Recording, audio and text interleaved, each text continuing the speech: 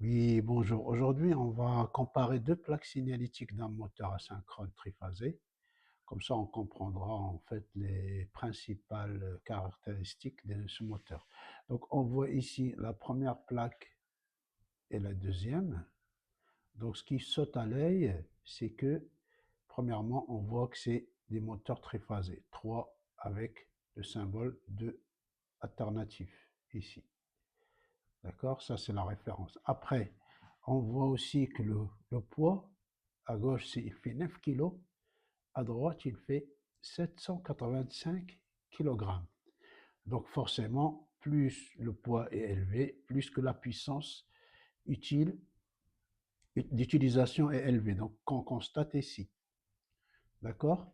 Celui de gauche qui fait 9 kg, il a 0,75 kW en puissance utile, c'est-à-dire en bout d'arbre. Et le deuxième est là 132 kilowatts. Donc rien que poids, donc on voit la différence de la puissance utile.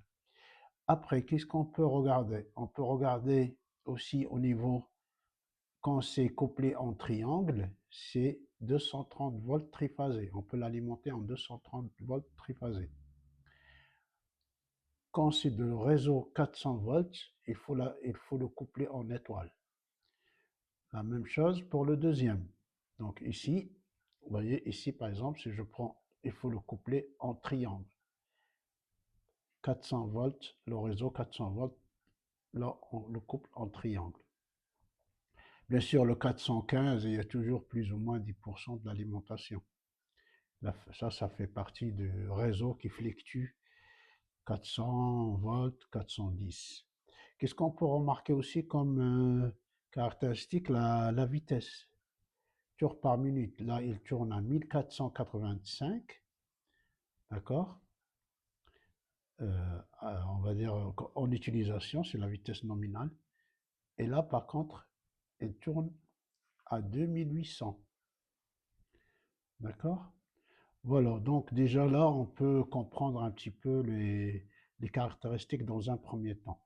Donc les principaux, ben, c'est cela, hein, c'est la puissance 0,75 kW, un petit moteur, et le plus gros moteur ici sera 32 kW. Après, on peut l'utiliser dans une ambiance jusqu'à 40 degrés, celui-là, le même l'autre. Voilà, le COSFI, en fait, c'est le déphasage entre la tension et le courant. D'accord? Quand on fait l'inverse de COSFI, on trouve le déphasage. Donc le décalage entre la tension et le courant. Ici, c'est 0,86, ici aussi. D'accord? Voilà. Après, les intensités. Donc, vous voyez ici, par exemple, celui de 785, couplé en triangle. Donc, l'intensité, vous voyez, c'est énorme, hein. C'est normal parce qu'il fait 132 kW. Donc, 234 ampères. Celui de gauche, alors la puissance 0,75, donc, dans un couplage triangle, donc le courant en ligne, il est de 3,3 ampères. Donc il faut se familiariser avec ces lectures de caractéristiques. On reviendra éventuellement dans d'autres vidéos. Merci de votre attention et à bientôt.